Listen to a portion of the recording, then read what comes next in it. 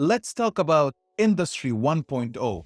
Industry 1.0 is all about the mechanization of machinery.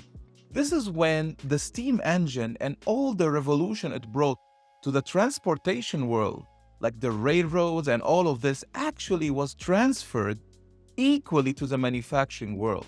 So textile industries and all industries at that period of time underwent this major evolution. We can talk about power looms. Instead of doing the manual hand weaving process for textiles, suddenly we were using the steam engines in order to automate this equipment and accelerate the cycle for production. This, of course, brought this mechanization, in some sense, broke the cycle. Manufacturing no longer stood for what it actually means, which is handmade. We started using equipment and machinery to manufacture, and this brought on the founding, the stepping stone for the manufacturing evolution.